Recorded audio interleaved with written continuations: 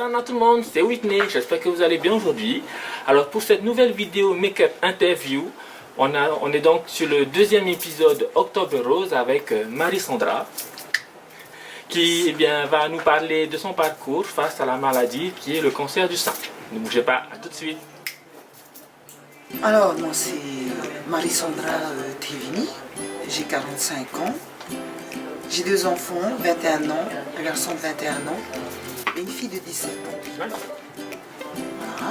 donc je suis marquisienne, je suis de Ouapo, mais j'ai vécu très longtemps ici à Tahiti. Je travaille dans le social. Dans le social. Donc, pour le moment, voilà, je suis en arrêt. Je suis en pause, on va dire ça comme ça, pour bien m'occuper de moi, penser à moi. Je pense à moi. Je vis la vie au jour le jour et je m'éclate carrément. Donc la vie pour moi aujourd'hui, c'est que du bonheur. Que du bonheur. C'est que du bonheur. Voilà. Je traverse la maladie. Mais je ne le vis pas ça comme quelque chose de triste ou de tragique ou comme une mort. Au contraire, bien au contraire, je le vis comme une opportunité, comme une renaissance.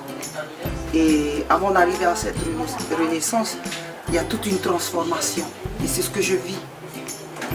Et parfois, il y a des choses et je me dis, mon Dieu, j'aurais jamais pensé que j'allais vivre tout ça. Je me faisais suivre chaque année parce qu'en fait, dans ma famille, j'avais des tatis, j'avais des tancles qui avaient déjà ça. Donc c'était dans le côté de ma maman. Hein. Et donc je me faisais suivre chaque année. Et l'année dernière, non même pas l'année dernière, cette année pardon, on m'a diagnostiqué le cancer le 24 janvier. Donc, et comment est-ce que tu as vécu cette nouvelle? Alors au départ c'était comme un choc. Hein. Ok. Hein, c'est comme si tu recevais un coup de massue hein, sur ta tête. Hein. Ensuite la première émotion c'était la colère. Ouais. La colère contre qui, contre quoi, j'en sais rien. Mais la colère contre la colère. Et sur le coup, j'ai braqué. Hein. J'ai pas voulu faire la chimio, ni me faire opérer. C'était niet. Ok. Et j'ai dit à mon côté, Tellement tu étais en colère. Ouais, tellement j'étais en colère. Et que en plus, elle a anticipé les choses. C'est que le jour même, elle a pris rendez-vous avec un chirurgien pour planifier mon opération le plus tôt possible. Et quand elle m'avait dit ça, je lui ai dit pas question. Il est hors de question qu'on m'opère, il est hors de question que je fasse la chimio. Et de toute façon, je vais m'en sortir toute seule et sans vos trucs. D'accord. Voilà. Elle t'a aidé à te ressaisir. Voilà, elle m'a aidé à me ressaisir, elle m'a conseillé, elle m'a dit écoute, tu sais ce que tu fais là, c'est vraiment pas sage de ta part parce que ton cancer il existe bien, c'est comme si tu avais une bombe à l'intérieur de toi et si tu la gardes, elle va, comment il faut dire ça, elle va s'éparpiller et on n'en est pas encore là. Et donc elle m'a rassurée en me disant écoute, aujourd'hui la médecine a évolué, c'est plus comme avant. Parce que c'est vrai que sur le coup, quand on m'a annoncé le cancer, c'est cancer également. Pour moi, c'est également parce que j'avais en mémoire l'histoire de mes tantes. Ah oui, ok. Ouais. Donc j'avais un passé. Et aussi j'avais des croyances parce que tout autour de moi, il y avait des gens autour de moi qui sont décédés du cancer. Hein.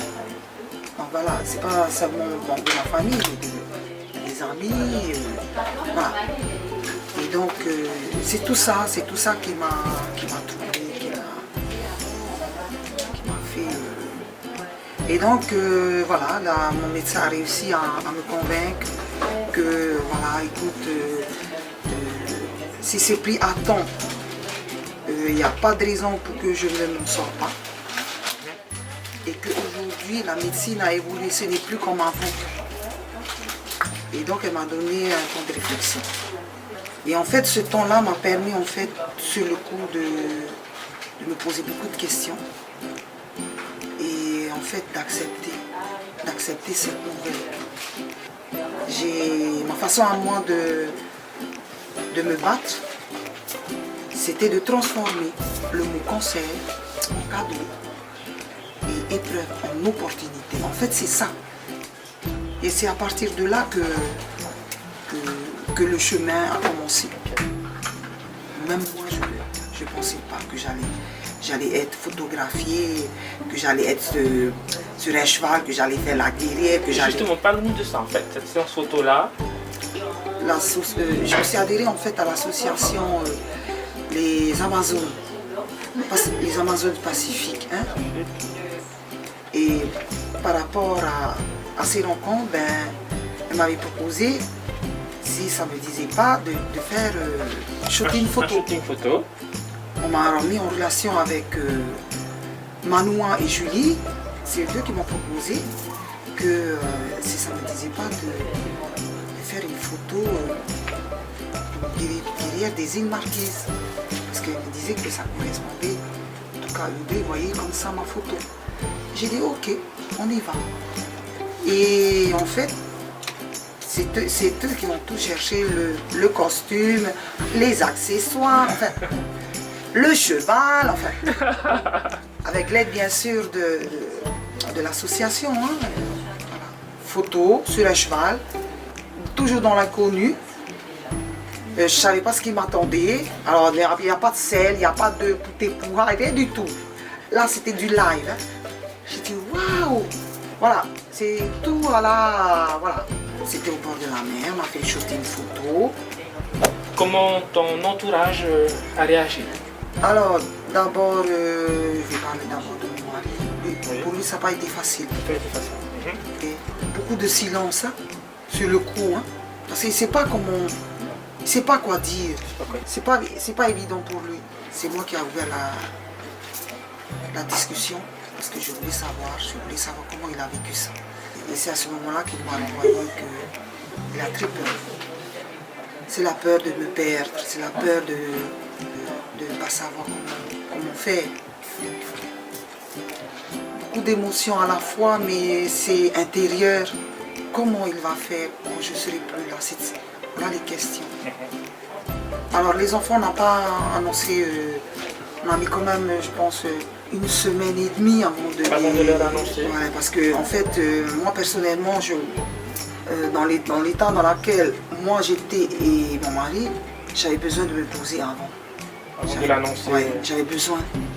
Et lorsque mon mari a annoncé la nouvelle, alors mes enfants ont beaucoup pleuré. Beaucoup de larmes.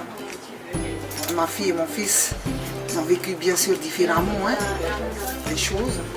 À ce moment-là, au fond de moi, j'ai été chercher cette force en moi. Je leur ai dit, hein, je ne vais pas mourir. Hein. C'est normal de pleurer, c'est normal d'avoir peur. C'est pas une mort que je vous annonce, c'est la vie. Voilà comment j'ai abordé les choses. La vie dans le sens, c'est aujourd'hui qu'il faut la vivre, pas demain, pas après, non, c'est aujourd'hui. Et donc le fait qu'ils me voyaient comme de cette manière-là, donc ça les a rassurés.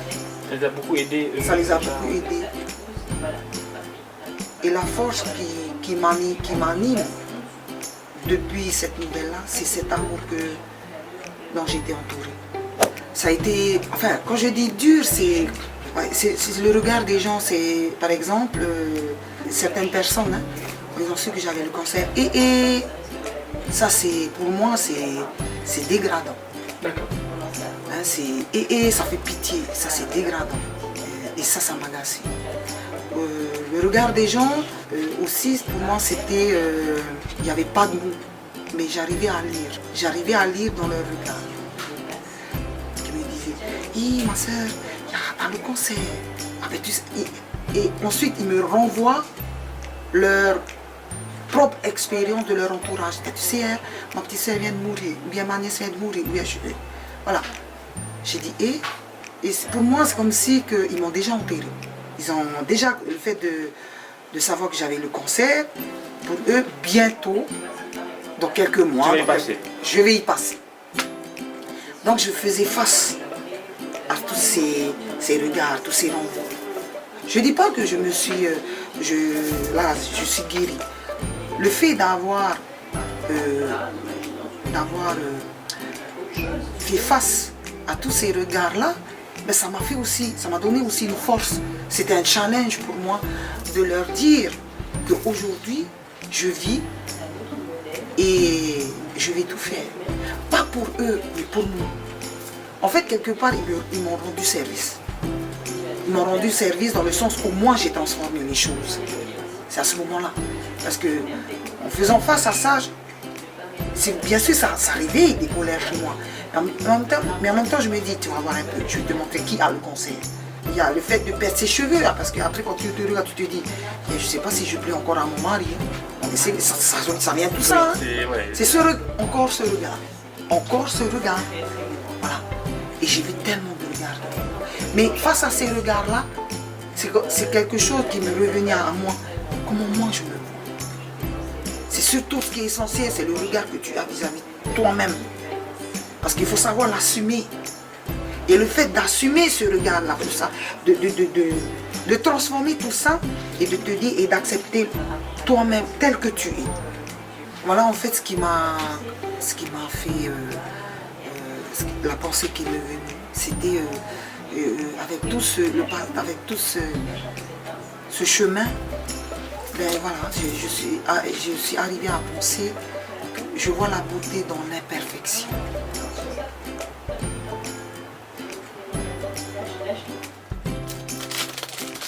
Fossile, maman, fossile.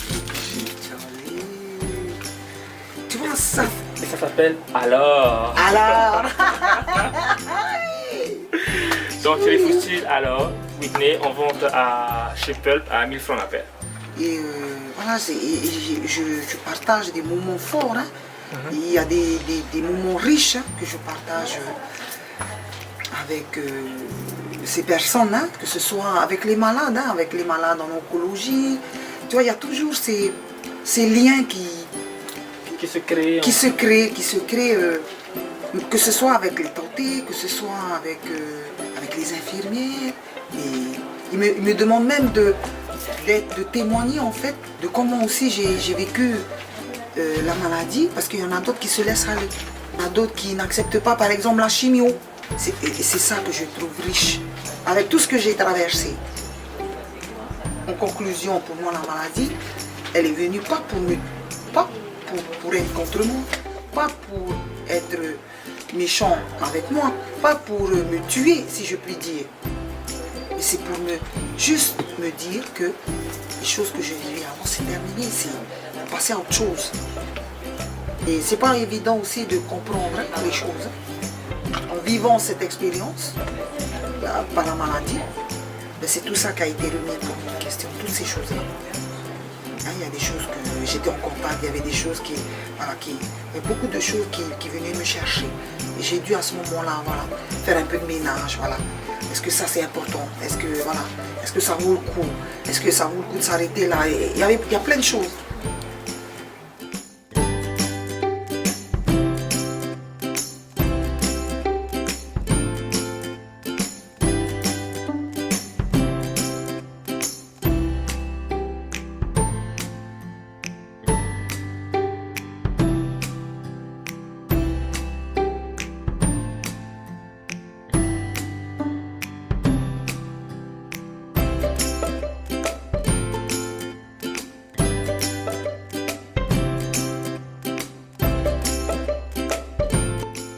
Voilà les amis, cette vidéo elle est terminée, j'espère qu'elle vous a plu. Marie-Sondra, merci d'avoir accepté cette invitation pour venir témoigner merci à ton toi. histoire. Oui, c'est un plaisir. Voilà. Est-ce que tu as un mot de fin pour dire Oui, bien sûr. Je vous love you les amis. Voilà les amis, on vous dit donc à la prochaine et nana, ciao. Nana, ciao ciao.